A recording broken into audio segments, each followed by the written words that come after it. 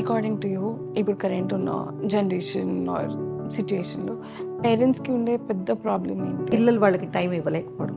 Financial అనేది secondary వస్తుంది. డబ్బున్న వాళ్ళందరు తల్లిదండ్రులు ఏం హ్యాపీగా లేరు.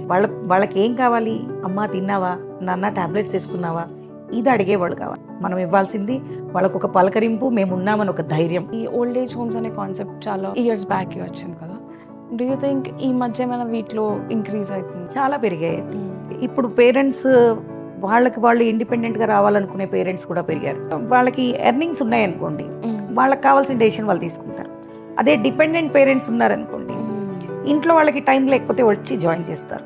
ఇప్పుడు అంతా ఈ కల్చర్ బాగా పెరిగిపోయింది. ఒక 10-12 ఇయర్స్ బ్యాక్ పేరెంట్స్ని ఓల్డ్ ఏజ్ హోమ్లో జాయిన్ చేయడం అంటే అదొక కాంట్రవర్షియల్ థింగ్, ఒక పెద్ద క్రైమ్ సొసైటీలో. సో అదేమైనా మారిందా ఇప్పుడు? మారిందండి. ఎందుకంటే ఇంట్లో పేరెంట్స్ ఒకప్పుడు ఉన్న హౌస్ వైఫ్స్ ఉండేవాళ్ళు, ఇప్పుడు అందరూ జాబ్ చేస్తున్నారు. వాళ్ళకి ఇప్పుడు మా దగ్గర 95 ఇయర్స్ వరకు ఉన్నారు. వాళ్ళకి ఆ టైంకి లేచి భోజనం పెట్టగలిగే వాళ్ళు ఎవరు ఉండరు ఇంట్లో. అట్లాంటప్పుడు మాలాంటి వాళ్ళే ఆప్షన్ అవుతాం కదా యూజువల్లీ.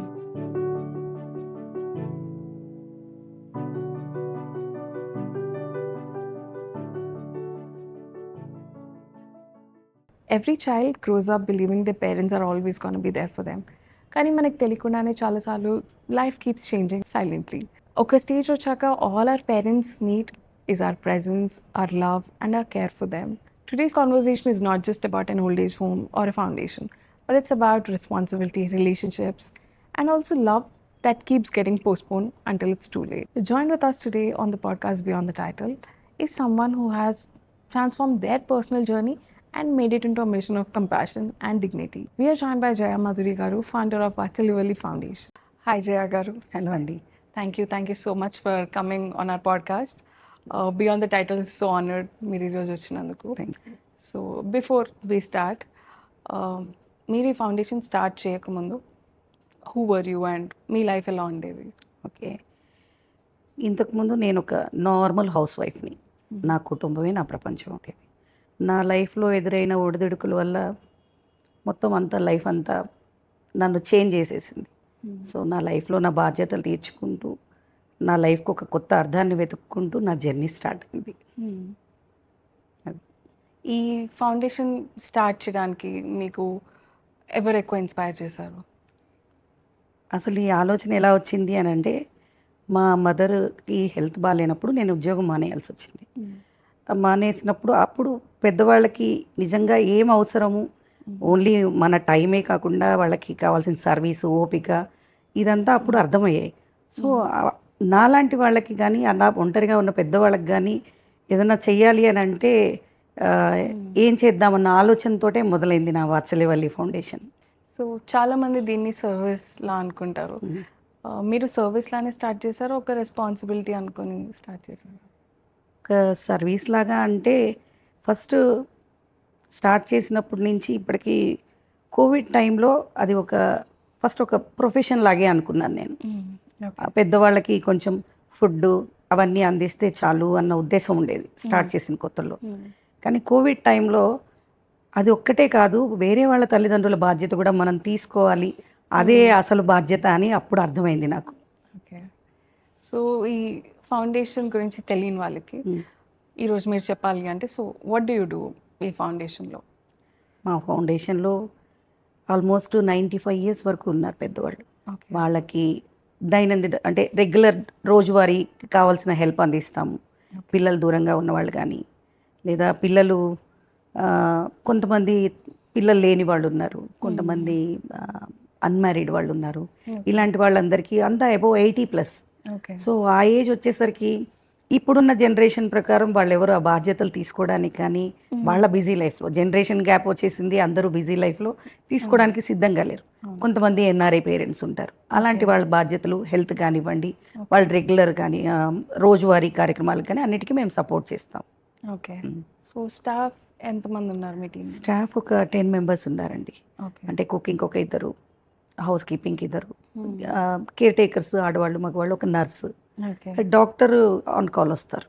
ఓకే, సో ఎలా ఉంటుంది, హౌ ఇస్ ఇట్? అదొక పెద్ద కుటుంబం మాది.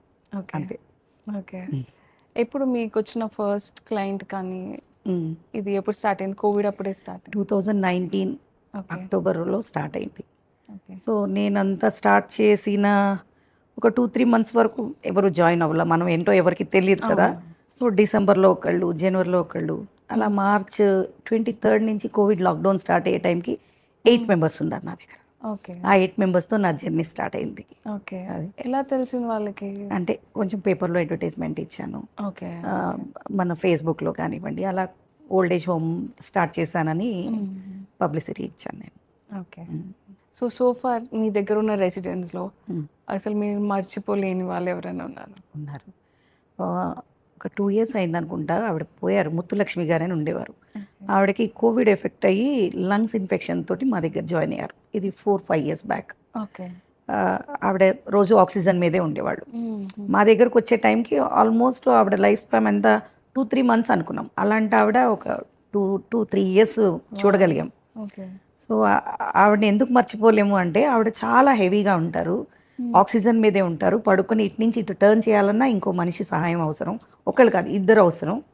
కిందంతా బెడ్ సోర్సులు పడుతూ ఉంటాయి. అయినా ఎప్పుడు నవ్వుతూ ఎలా ఉంది అని అంటే, ఇలా పెయిన్ ఉంది అని ఎప్పుడు కంప్లైంట్ చేసేవారు కాదు.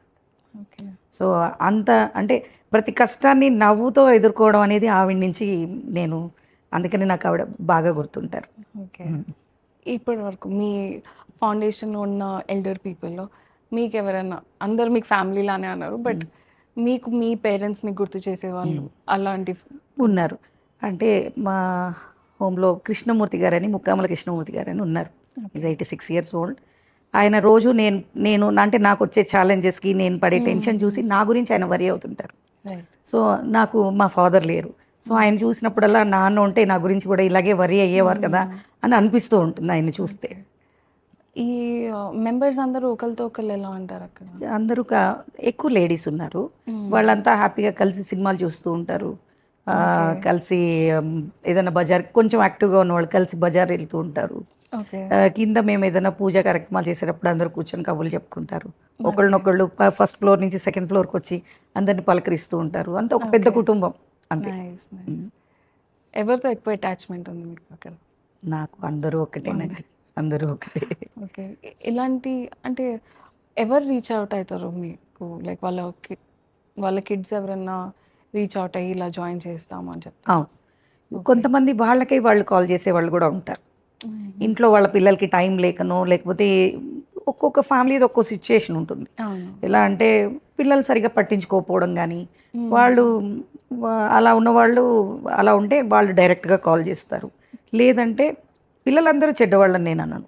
పిల్లలందరూ వాళ్ళ ఫ్యామిలీ అంటే వాళ్ళు టైం వాళ్ళకి స్పెండ్ చేయలేకపోవచ్చు, ఆ సర్వీస్ వాళ్ళు చేయలేకపోవచ్చు, అందరూ హ్యాండిల్ చేయలేరు.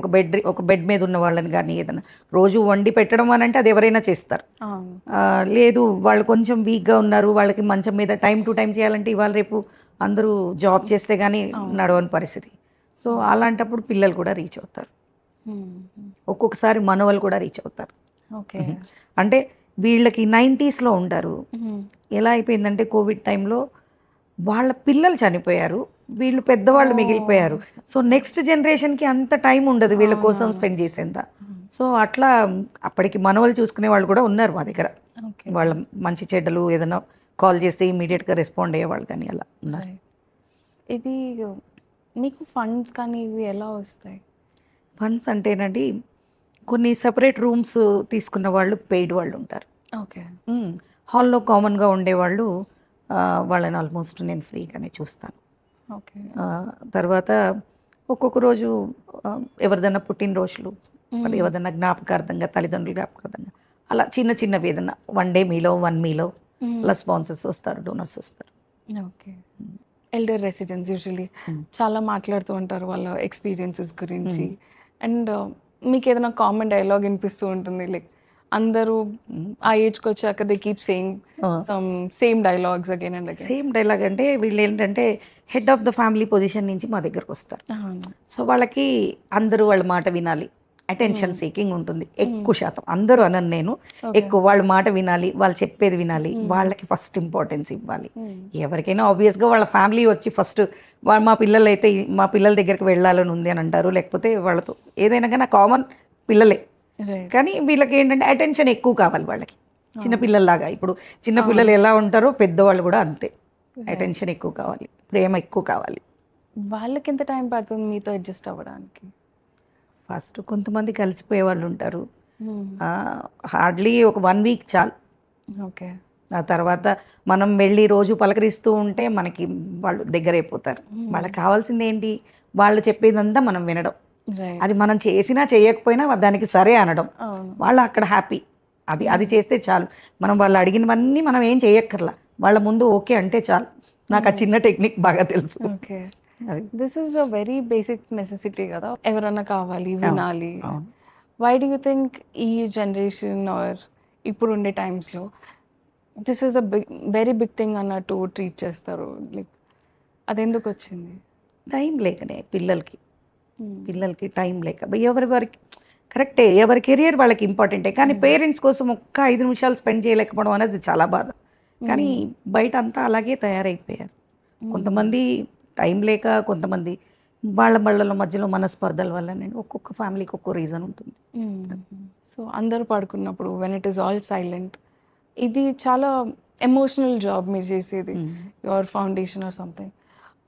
మీకు ఎప్పుడైనా వేరే కెరియర్ పాత్ కానీ వేరేది ఇంకేమైనా చేసి ఉంటే బాగుండేది అనిపించిందా? ఒక్కొక్కసారి ఈ ఛాలెంజెస్ అన్నీ భరించలేక కష్టం అనిపిస్తుంది. Right. అందరి ముందు ధైర్యంగానే ఉంటాం, అవును. కానీ ఆ రెస్పాన్సిబిలిటీ మోసే వాళ్ళకి కదా తెలుస్తుంది. ఇప్పుడు నేనే భయపడిపోయానంటే నన్ను నమ్మి వచ్చిన వాళ్ళందరూ ఏమైపోతారు? ఆ ఒక్క ఎమోషనే నన్ను మళ్ళీ ధైర్యం తెచ్చుకొని మళ్ళీ అందరి ముందు అందరితో వేరే పాత అంటే ఇది నేను ఎంచుకున్న మార్గం ఇది. అవును. సో నేను ఇది ఖచ్చితంగా దీని వేరే ఎవరో నేను బలవంతంగా నాకు అప్పచెప్పింది కదా, నేను చూస్ చేసుకున్నాను కాబట్టి ఇది నాకు ఇష్టం. మిమ్మల్ని నమ్మి వచ్చిన వాళ్ళందరికీ మీరు సపోర్ట్ సిస్టమ్. మీకెవరు? నేను ఆ భగవంతుడే ఆల్మోస్ట్. ఇప్పుడు మా పిల్లలు కొంచెం పిల్లలు మీరు స్టార్ట్ చేసినప్పుడు ఎలా రియాక్ట్ అయ్యారు మీ ఫ్యామిలీ మెంబర్స్ కానీ? బికాజ్ ఐఎమ్ షూర్ అందరూ చేసేదానికంటే this is a very different thing. So అంటే అందరూ ఇది చాలా మంది క్వశ్చన్ అడుగుతారు, ఎందుకు చూస్ చేసుకున్నారు అంటే నాలో ఉన్న బెస్ట్ క్వాలిటీస్ ఏంటో నాకు తెలుసు. నేను ఈ స్టార్ట్ చేసినప్పుడు కుకింగ్ నేనే చేసేదాన్ని. మనుషులు ఎక్కువయ్యాక నేను ఒక్కదాన్ని అన్ని పనులు నేనే చేయలేను కాబట్టి ఎక్కడికక్కడ స్టాఫ్ని పెట్టుకున్నాను. కానీ నేను మనుషుల్ని ప్రేమగా చూడగలను, మనుషుల్ని బాధ్యతగా చూడగలను, మంచిగా వంట చేయగలను. ఇది చాలా అనుకున్నా నేను. సో నాకు ఇది బెస్ట్ కదా, పెద్దవాళ్ళని చూసుకుంటే నేను సేఫ్గా ఉంటాను వాళ్ళతోటి. సో దాంతో ఈ డెసిషన్ తీసుకున్నా. అందరూ చాలామంది అడుగుతారు ఈ క్వశ్చన్, ఎందుకు ఇది చేసుకున్నారు అని అంటే, పెద్దవాళ్ళు అంటే నాకు ఇష్టం. యూజువల్గా వాళ్ళని నేను హ్యాండిల్ చేయగలను, అదొక్క నమ్మకం నాకు. మీరు చాలా ఎమోషనల్ అయి ఉంటారు కదా వీళ్ళందరి స్టోరీస్. అందరూ సేమ్ ఫ్యామిలీ నుంచి అయితే వచ్చి ఉండరు. సో మీరు అన్నట్టు కొంతమంది వాళ్ళ కిడ్స్ ఇట్లా బిజీ అయ్యి కొంతమందిని అబాండన్ చేసి ఉంటారు, లైక్ వదిలేసి ఉంటారు. So what is the story మీతో చాలా ఇయర్స్ వరకు ఉండిపోయింది? అంటే 30 మందికి 30 రకాల స్టోరీలు ఉంటాయి.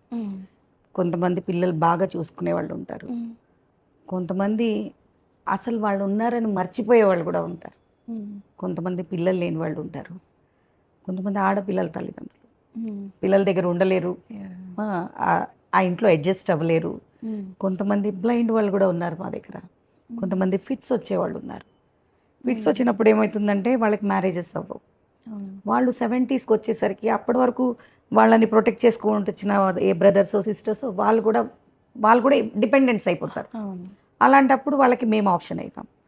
అలా ఉండిపోయే వాళ్ళు, కొంచెం అన్మ్యారీడ్గా ఉండిపోయే వాళ్ళు, అది ఒక్కొక్కళ్ళది ఒక్కొక్క స్టోరీ. మనం పర్టికులర్గా నిన్న ఒక 3 days బ్యాక్, 3 days కూడా 10 days అయింది, సత్యవతి గారని మా దగ్గరికి వచ్చారు.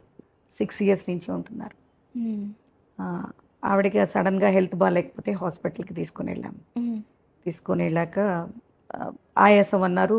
అంటే ఏదో ప్రాబ్లం ఉందని చెప్పి వాళ్ళ ఫ్యామిలీ అంటే మేనకోడలు ఉన్నారు, వాళ్ళని పిలిపించి పంపించాను.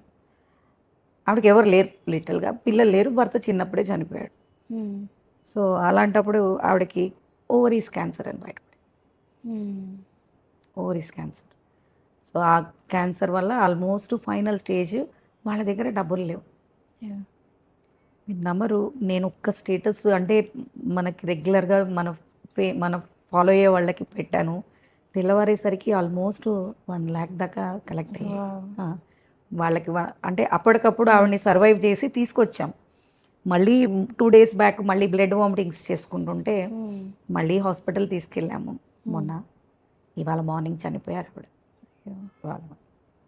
ఇలా అంటే డబ్బు లేక ఒకళ్ళని వదిలేసుకోవాల్సిన పరిస్థితి ఉంటే చాలా కష్టంగా ఉంటుంది, చాలా కష్టంగా ఉంటుంది.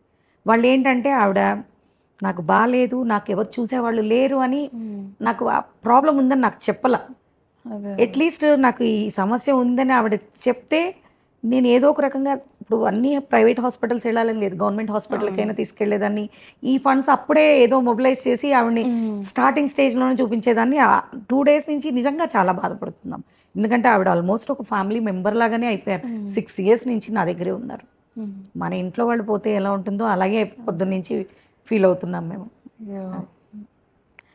ఇలాంటి మూమెంట్స్ వచ్చినప్పుడు మీరు ఎలా కోప్ చేస్తారు? నేను స్ట్రాంగ్గా ఉండకపోతే వాళ్ళు పెద్దవాళ్ళు, వాళ్ళు ఇంకా డీలా పడిపోతారు.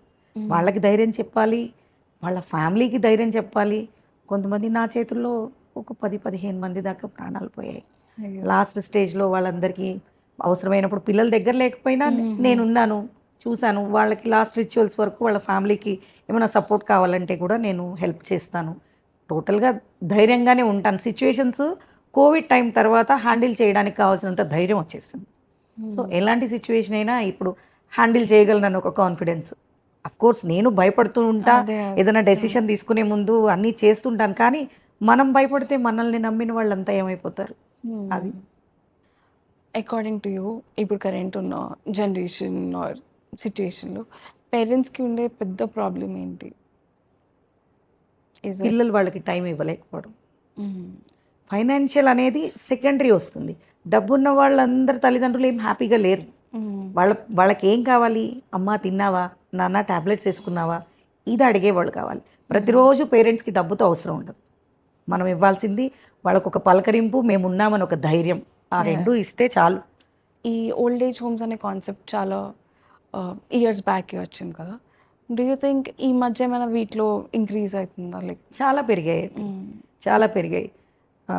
ఇప్పుడు పేరెంట్స్ వాళ్ళకి వాళ్ళు ఇండిపెండెంట్గా రావాలనుకునే పేరెంట్స్ కూడా పెరిగారు. ఎందుకంటే వాళ్ళకి ఎర్నింగ్స్ ఉన్నాయనుకోండి, వాళ్ళకి కావాల్సిన డెసిషన్ వాళ్ళు తీసుకుంటారు.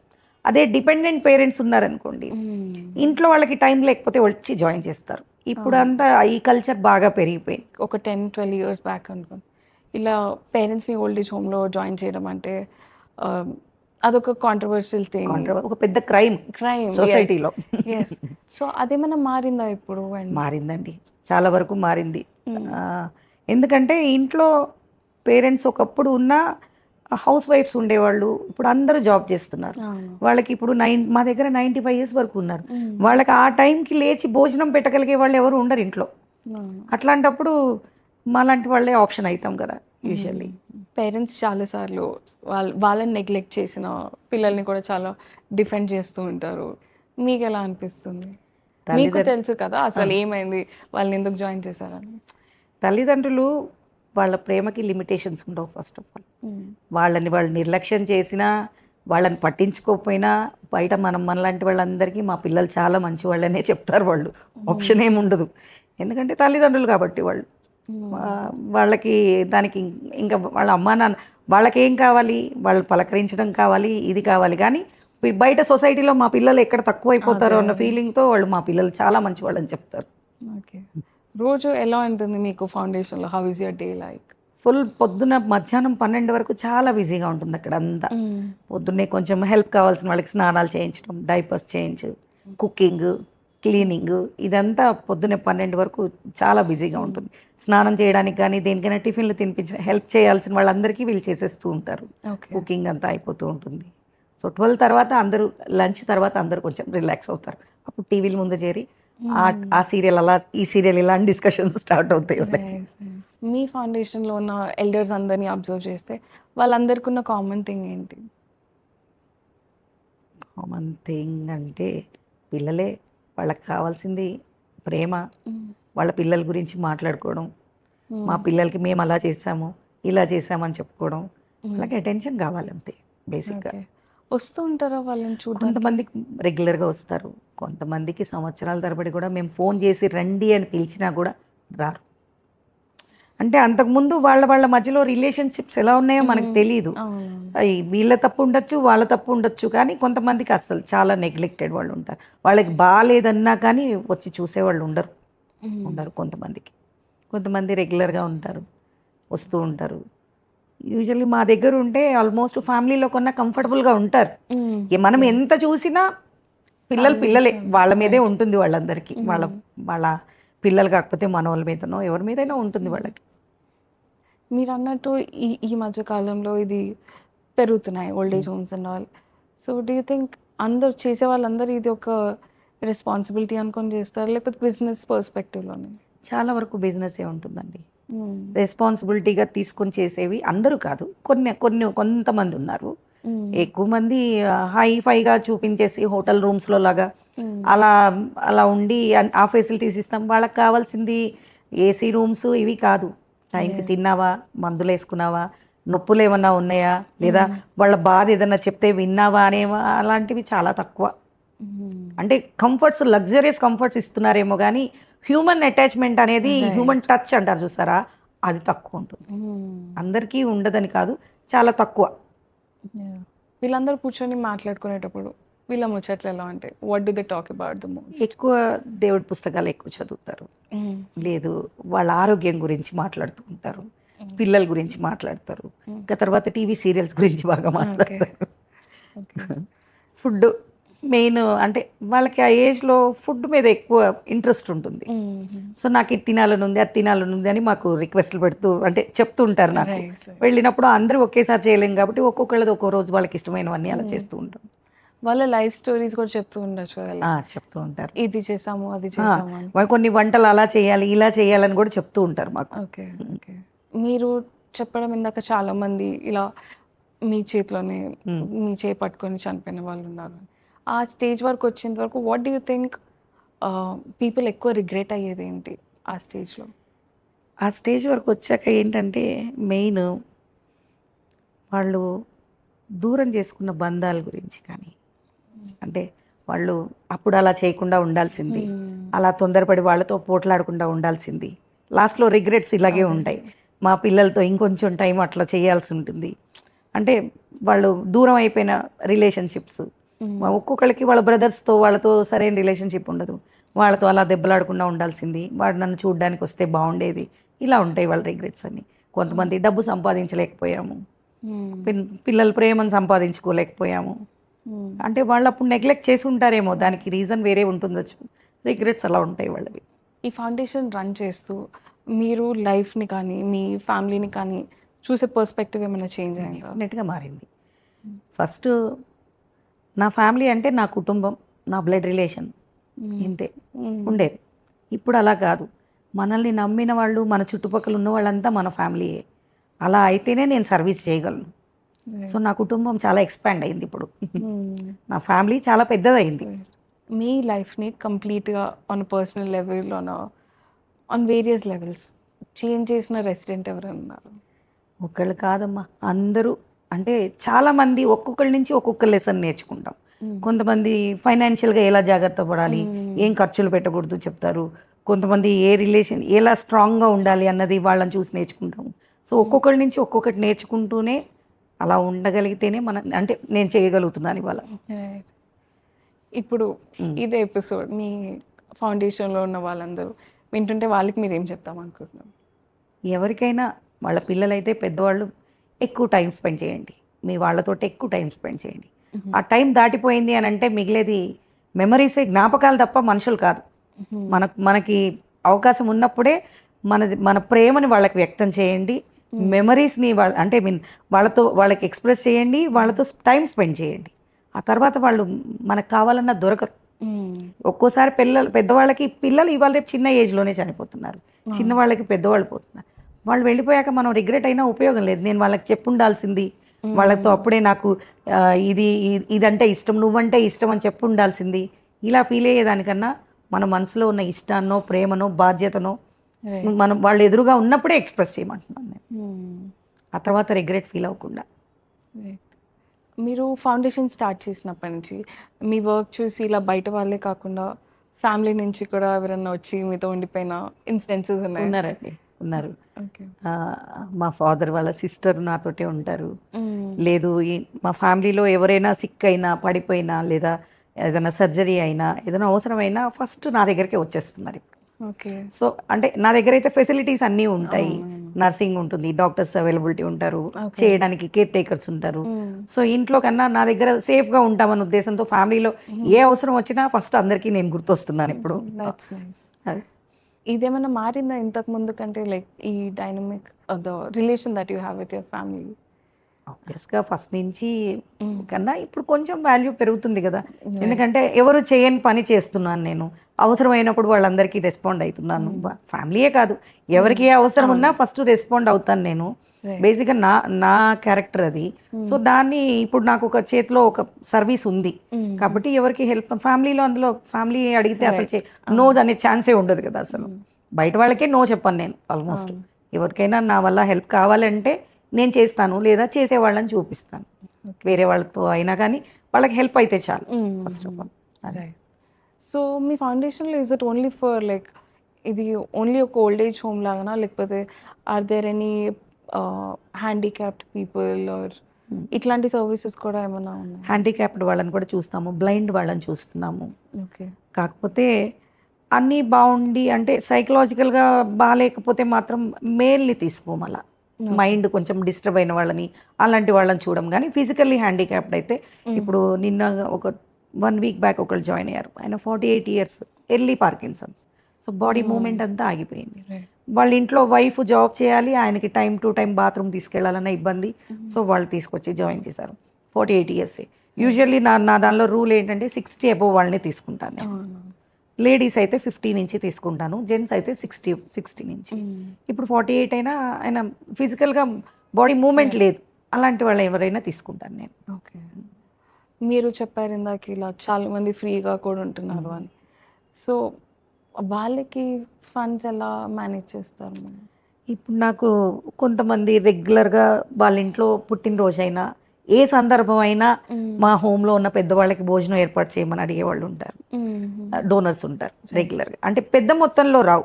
ఓకే. ఒక రోజు భోజనానికి, ఒక పూట భోజనానికి అలా వచ్చేవాళ్ళు ఉంటే, వాటితోటి నా పాలసీ ఏంటంటే ఒక 2-3 పెయిడ్ రెసిడెంట్స్ ఉంటే ఉన్న వాళ్ళ దగ్గర తీసుకుంటాను. అలాంటి వాళ్ళతోటి కొంతమందిని ఫ్రీగా చూసే ఛాన్స్ వస్తుంది కదా. మొత్తం అందరివి నేను పెట్టుకోలేను. సో 2-3 డబ్బులు రూమ్స్ పే చేసే వాళ్ళు ఉంటే ఒకళ్ళని ఫ్రీగా తీసుకుంటాను.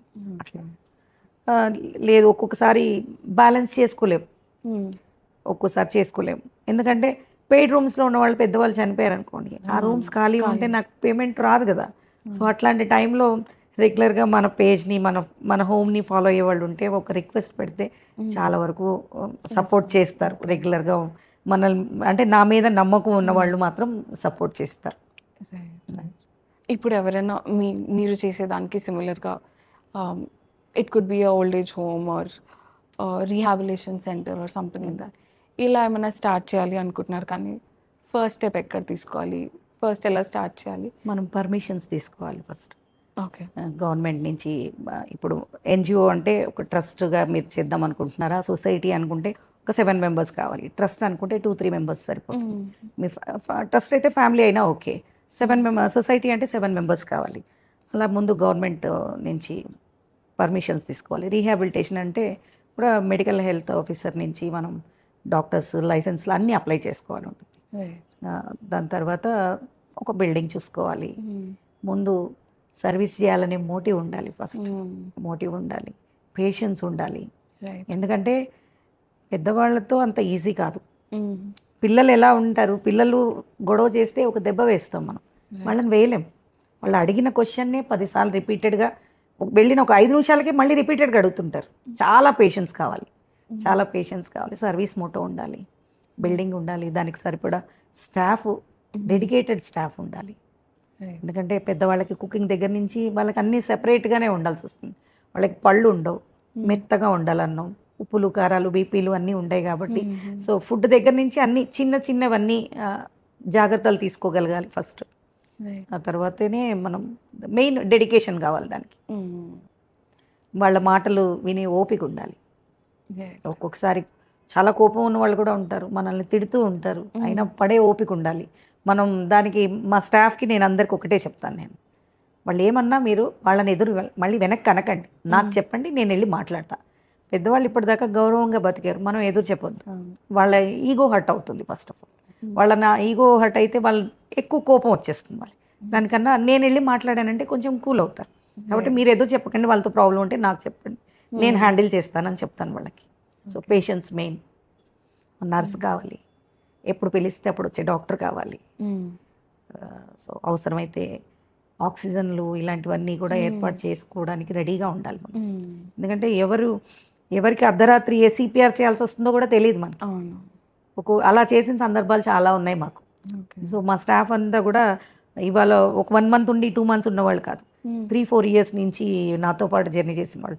సో వాళ్ళు రెగ్యులర్గా ఏదైనా కొత్తగా హెల్త్ తేడా చేసిందంటే ఇమ్మీడియట్గా నాకు చేసే ముందు డాక్టర్కి, అంబులెన్స్లకి ముందు వాళ్ళే కాల్ చేసేసి పిలిచేసి ఆ తర్వాత నాకు కాల్ చేస్తుంటారు. ఒకవేళ ఆ టైంలో నేను లేకపోతే అర్ధరాత్రి కానీ ఏదైనా కానీ నర్సుకి కానీ కాల్ చేసి అలా చేస్తుంటారు. అలా డెడికేటెడ్ స్టాఫ్ కూడా ఉండాలి. స్పాంటేనియస్గా డెత్ని కూడా హ్యాండిల్ చేసే ధైర్యం ఉండాలి ఫస్ట్. ఓ చనిపోతూ ఉంటారు మన చేతిలో, కొంతమంది కంగారు పడిపోతూ ఉంటారు, ఏం చేయాలి అలా ఇలా కాకుండా మనం ధైర్యంగా ఉండాలి, వాళ్ళ ఫ్యామిలీకి ధైర్యం చెప్పాలి. మీకు ఎప్పుడు తెలిసింది మీరు ఇంత స్ట్రాంగ్ ఉండి ఇవన్నీ హ్యాండిల్ చేయొచ్చు? కోవిడ్ టైంలో లిటరలీ మాకు సెకండ్ డెల్టా వేవ్ టైంలో ఎవ్రీ 3 days గ్యాప్లో ఒక్కొక్కరికి కోవిడ్ బయటపడేది. పిల్లలు ఎవరు పేరెంట్స్ని తీసుకెళ్లే సందర్భం లేదు. అప్పుడు కూడా ఎలా అంటే కోవిడ్ అంటే ఇంట్లోంచి అంతా వెలేస్తున్నారు, బయట వాళ్ళ ప్లేస్ కూడా ఎవరు రావడంలా, ఎవరికి చెప్పలేను. నాకు ఫస్ట్ వేవ్లో వచ్చింది, సెకండ్ వేవ్లో ఇంట్లో ఉన్న పెద్దవాళ్ళతో సహా స్టాఫ్తో సహా వాళ్ళని ఎక్కడ పంపించలేను, పిల్లలు రాలేదు. సో అప్పుడు ఏం చేయాలో అర్థం కాక అందరికీ ఆర్టీపీసీఆర్ టెస్ట్ చేయించి లేని వాళ్ళందరినీ ఒక 1 month ఇంటికి వెళ్ళమని పంపించి ఉన్న వాళ్ళని ఒక్కొక్క రూమ్లో ఒక్కొక్కరిని పెట్టి ఒక కేర్ టేకర్ని పీపీటీ కిట్టేసి రోజు వాళ్ళ దగ్గరికి వెళ్ళి మానిటర్ చేయడానికి. నేను వెళ్తే మళ్ళీ నాకు చేసేవాళ్ళు ఎవరు ఉండరు. సో నేను వీడియో కాల్లో వాళ్ళతో మాట్లాడుతూ మెడిసిన్స్ అన్ని మానిటర్ చేసుకుంటూ, ఆక్సిమీటర్ అన్ని నాకు చేతనైనంత అవన్నీ చేసుకుంటూ ఉంటే అప్పుడు ఆ టైంలో ఎలా అంటే ఇంటికి వెళ్ళి ఏడ్చేదాన్ని, దాన్ని ఎట్లా హ్యాండిల్ చేయాలన్నది ప్రపంచంలోనే ఎవరికీ అర్థం కాని పరిస్థితి. కోవిడ్ టైంలో నాకు పిల్లలనా ఏం అనలేం, వాళ్ళు వచ్చి తీసుకెళ్ళకపోతే. నేను ఇప్పుడు బాగున్నప్పుడు అందరూ బాగుంటారు, కొంచెం తేడా వచ్చినా మనల్ని బ్లేమ్ చేస్తారు ఫస్ట్. అప్పుడు నాకు కొత్త సిచ్యువేషన్స్ ఎట్లా హ్యాండిల్ చేయాలి ఏంటి భయపడిపోయేదాన్ని అన్నిటికీ. ఇంటికి వచ్చి అలా రూమ్లో రాత్రి అంతా అలా కూర్చొని ఉండేదాన్ని, ఎప్పుడేం న్యూస్ వినాలో. లిటరల్లీ ఒక శ్మశాన వాతావరణం. ఆ ఉన్న 6-7 ఫుడ్ పెట్టుకుంటూ టైం టు టైం వాళ్ళకి న్యూట్రిషన్ ఫుడ్ అన్నీ, అంటే ఎవరు ఏం చద్దన్నం తినమంటే చద్దన్నం పెట్టేవాళ్ళం, ఏది చెప్తే అది చేసేవాళ్ళం అప్పుడు. అది ఆ తర్వాత ఇంకా ఏదైనా హ్యాండిల్ చేసే ధైర్యం నేను స్ట్రాంగ్ అయ్యాను. మెయిన్ ఆ కోవిడ్ చాలా నేర్పించింది నాకు ఫస్ట్. ఇది స్టార్ట్ చేసినప్పటి నుంచి మీలో ఏం చేంజెస్ వచ్చాయి అదర్ దాన్ బీయింగ్ స్ట్రాంగ్? కోపం చాలా ఉండేది నాకు, ఇప్పుడు లేదు. పేషెన్స్. తర్వాత వెంటనే ఎవరు ఏదైనా చెప్పగానే ఇమీడియట్గా, అంతకుముందు మన వాళ్ళకు వస్తేనే రెస్పాండ్ అయ్యే నేచర్ యూజువల్లీ, అంటే ఎక్కువ రెస్పాన్సిబిలిటీ తీసుకోవడం ఉండేది కాదు. ఇప్పుడు పక్కన ఎవరైనా కష్టపడుతున్నా ఏదో చేద్దాం, వాళ్ళకి ఏదైనా చేద్దామా అన్న ఆ థాట్ ప్రాసెస్ ఆటోమేటిక్గా వచ్చేసింది ఆల్మోస్ట్. వాళ్ళు ఏదైనా బాధపడుతుంటే మన వల్ల ఏమైనా అయింది చేద్దామా, ఇంకే రకంగా వాళ్ళకి హెల్ప్ చేయొచ్చు, ఇలాంటి థాట్స్. ఫ్యామిలీలో మీ బిగ్గెస్ట్ సపోర్ట్ ఎవరు? ఫ్యామిలీలో నా పిల్లలు. ఇప్పుడు ఏదన్నా మా అబ్బాయి కానివ్వండి, నేను టెన్షన్ పడుతుంటే మా అమ్మాయి అయినా వచ్చి ఏం కాదు మమ్మీ, ఏం కాదు, నువ్వు చేయగలవు అని చెప్తారు. మా అబ్బాయి ఇప్పుడు కొంచెం పెద్దవాడు అయ్యాడు నాతోటి, ఇప్పుడు ఏదైనా అవసరం ఉందనుకుంటే నాతో పాటు వస్తున్నాడు, చేస్తున్నాడు. నెక్స్ట్ మేము రీహాబిలిటేషన్ కూడా అది పర్మిషన్స్ అన్ని తెచ్చుకున్నాము. సో అంటే నా తర్వాత బిల్డింగ్ చూసుకుంటున్నాము. నా తర్వాత నా రెస్పాన్సిబిలిటీస్ తీసుకునే వాళ్ళు ఎవరినైనా నేను చూసుకోవాలి కాబట్టి మా అబ్బాయిని కొంచెం మౌల్డ్ చేసుకున్నాను నేను. సో వాడు కూడా కొంచెం ఇన్వాల్వ్ అవుతున్నాడు ఇప్పుడు. అతనిలో ఏం చేంజెస్ వచ్చాయి? హౌ ఓల్డ్ ఈజ్ హి? ఇప్పుడు ఈజ్ 25 అండి. ఇప్పుడు ఎలా డీల్ చేయాలన్నది నాకు చెప్తున్నాడు. అంటే కొంచెం ఫాస్ట్ కదా, అలా కాదు ఇలా అంటే అడ్వాన్స్డ్. నేను కొంచెం ఓల్డ్ మోడల్లోనే ఉంటాను కదా, అది అలా దీన్ని అంటే స్మార్ట్ వేలో ఎలా హ్యాండిల్ చేయొచ్చు అనేది వాడు చెప్తూ ఉంటాడు నాకు, పిల్లలిద్దరు కూడా. సో ఫస్ట్ నుంచి did you have any interest in this field? లేదండి, మీరు చేసే వర్క్ చూసి అలా ఏం లేదు. ఇన్స్పైర్ అని కాదు, యూజువల్గా యంగ్ ఏజ్లో ఏముంటుంది, అక్కడికి వెళ్ళాలి, ఎక్స్ప్లోర్ చేయాలి, ఈ కంట్రీ ఎక్స్ప్లోర్ చేయాలి, అలా ఉంటుంది కదా ఎవరికైనా. ఆ, నేను నెమ్మదిగా అలా కాదు, అందరూ వెళ్ళిపోతే ఇక్కడ చేసేవాళ్ళు ఎవరు ఉంటారు. సో కొంచెం కొంచెం మౌల్డ్ చేసుకున్నాను వాడిని. కొంచెం ప్రేమగా మనం ప్రేమ ఇచ్చామంటే మనకి చాలా వెనక్కి చాలా వస్తుంది. సో నెమ్మది నెమ్మదిగా వాడు ఇన్వాల్వ్ అవ్వడం మొదలెట్టాడు. నాకు సపోర్ట్ ఇప్పుడు ప్రస్తుతం మా అబ్బాయి. That's nice. Will do like rapid fire. So నేను క్వశ్చన్స్ అడుగుతాను, వీలైతే one sentence, one Sure. Word. ఇల్లు అంటే ఏంటి? మనశ్శాంతి. ఓకే. ఫ్యామిలీ అంటే? మన ధైర్యం. హ్యాపీనెస్? హ్యాపీనెస్ అంటే సర్వీసే నాకు. లవ్ అంటే ఏంటి మీకు? Love is responsibility. ప్రేమ అంటే బాధ్యతే. లోన్లీనెస్? అది ఎవరికి చెప్పుకోలేని బాధ. పేరెంట్స్కి మనం ఇచ్చే బిగ్గెస్ట్ గిఫ్ట్ ఏంటి? మన టైం. ఓకే. ప్రతి ఫ్యామిలీ కంపల్సరీగా చేయాల్సిన ఒక హ్యాబిట్? అందరూ కలిసి కూర్చొని మాట్లాడుకోవడం, లేదా కలిసి రోజుకి ఒక్కసారైనా కలిసి భోంచేయడం. How do you think that will change? తినేటప్పుడు మాటలు డిస్కషన్స్ వస్తే గొడవలు ఉండవు కదా. ప్రాబ్లంకి సొల్యూషన్ డిస్కషన్స్, అభిప్రాయాల భేదాలు ఉండొచ్చు, కానీ కూర్చొని మాట్లాడుకుంటే రిసాల్వ్ అవుతాయి చాలా వరకు. అది ఎలా ఉంటుంది, మన మనసులో ఏముందో మనం పిల్లలకి చెప్పకపోవడం, పిల్లల మనసులో ఏముందో మనం అడగకపోవడం, దానికన్నా కూర్చుంటే టాపిక్ వస్తుంది, డిస్కషన్స్ వస్తాయి, వాళ్ళకి ఏమి ఇష్టమో అర్థమవుతుంది, మనకేమి ఇష్టమో మన పిల్లలకి అర్థమవుతుంది. రిగ్రెట్ మీకు ఏమైనా ఉన్నాయి? రిగ్రెట్స్ ఏమైనా ఉన్నాయి? నాకు రిగ్రెట్స్ ఏం లేవు, నేను ఎప్పుడు తప్పు చేయలేదు, That's a very good ఇది thing. చేయకుండా ఉండాల్సిందే అని ఎప్పుడు ఫీల్ అవ్వలేదు నేను. That's a very rare thing. అందరికీ ఎట్ సమ్ పాయింట్ ఏవో ఒక రిగ్రెట్స్ ఉంటాయి at any point in their life. So I think that's a very good thing. అంటే నాకు నేను కరెక్ట్ అనిపించింది చేస్తాను, అది నాకు పొరపాటు చేశానేమో అన్న ఫీలింగ్ ఎప్పుడు రాలేదు. ఓకే. ఈరోజు ఒక్క ఫోన్ కాల్ ఎవరికైనా చేయాలి మీరు, సో యూనో వాళ్ళతో మాట్లాడితే బాగుండేది ఆర్ సంథింగ్ లైక్ దట్? మా నాన్న. ఎందుకంటే అమ్మ నాతోనే ఉన్నారు, మా నాన్నని చాలా మిస్ అవుతాను. ఆయనతో మాట్లాడే అవకాశం ఉంటే బాగుంటుందని చాలాసార్లు అనుకుంటాను నేను. ఎందుకంటే నేను ఒంటరిగా ఫైట్ చేస్తున్నప్పుడు ఆయన నాకు సపోర్ట్ ఉంటే బాగుండేదని చాలాసార్లు ఫీల్ అయిన, ఏడ్చిన రోజులు ఉన్నాయి నాకు. సో మా నాన్నగారిని అనుకుంటాను నేను. మీకు స్టార్ట్ చేసినప్పటి నుంచి లైక్ స్టార్ట్ చేసినప్పుడు ఇప్పుడు అంటే you come a little far from where you started. మీరు స్టార్ట్ చేసినప్పుడు ఎవరు ఉన్నారు మీకు? ఎవరు లేరమ్మా, నాకు నేనే. అప్పుడు పిల్లలు ఇంకా చిన్నవాళ్ళు, వాళ్ళకి ఏం తెలియదు. ఎన్ని ఇయర్స్ అయింది ఇప్పుడు? ఇది 8th ఇయర్. ఓకే. నాకు నేనే ధైర్యం, నాకు నేనే అన్నీ నేనే. ఒక్కోసారి బాధపడతాము, అంటే కొన్ని సిచ్యుయేషన్స్లో ఎలా ఉంటుందంటే అందరి ముందు ధైర్యంగా ఉన్నా మనం కూడా మనుషులమే కదా, ఇంటికి వెళ్ళి ఏడుస్తాం. ఒక్కసారి డబ్బు కోసం, ఒక్కోసారి బాధ్యతలు ఎలా తీర్చాలి అన్న, ఒక్కోసారి పెద్దవాళ్ళు బాధపడుతూ ఉంటే ఫిజికల్గా కానీ, మన హోమ్లో ఉన్న పెద్దవాళ్ళు శారీరకంగా కొంతమంది లాస్ట్ స్టేజ్లో ఉన్నప్పుడు బాధపడతారు. అలాంటప్పుడు చాలా బాధ అవుతుంది, చాలా ఏడుస్తాను నేను కూడా అలాంటి టైంలో. అకార్డింగ్ టు యూ లైఫ్లో ఎక్కువ పోస్ట్ పోన్ చేయకూడని పని ఏంటి? మన ప్రేమని వాళ్ళు ఎదురుగా ఉన్నప్పుడే మనం ఎక్స్ప్రెస్ చేయాలి. ఆ తర్వాత టైం దాటిపోతే దానివల్ల ఉపయోగం ఉండదు. మనం చెప్పాలనుకుంటే ఇప్పుడే చెప్పేసుకోవాలి. ప్రేమైనా, బాధ్యత అయినా, ఇష్టమైనా, ఏదైనా వెంటనే చెప్పుకుంటే ఆ తర్వాత మనం రిగ్రెట్ అవ్వాల్సిన పని ఉండదు. నేను చెప్పు ఉండాల్సింది, నేను ఇప్పుడు చెప్పలేను అని ఫీల్ అవ్వాల్సిన పని ఉండదు. మన మనసులో ఉన్నది వెంటనే ఎక్స్ప్రెస్ చేసుకోవాలి. అప్పుడే అవతల వాళ్ళకి అందరూ మన మనసులో ఏముందో అర్థం చేసుకునే పరిస్థితులు ఉండవు కదా, అర్థం కాని వాళ్ళు ఉంటారు. వాళ్ళకి మనం వ్యక్తపరిస్తే ఓ వీళ్ళు ఇలా ఉంది, వీళ్ళు ఇలా ఫీల్ అవుతున్నారు అని ఒక ఎమోషన్ అవతల వాళ్ళకి మనం ఇవ్వగలుగుతాం. వాళ్ళకి అది ప్రేమ అయితే ఆనందపడతారు కదా, తల్లిదండ్రులైనా అంతే, పిల్లలైనా అంతే. నువ్వంటే నాకు ఇష్టం అని చెప్తే ఎవరికి ఇష్టం ఉండదు? ఇష్టం ఉంటుంది కదా అందరికీ. అదొక ఒక రకమైన మోటివేషన్ వస్తుంది. అవును. సో దాన్ని ఎప్పుడు మనం లేట్ చేయొద్దు.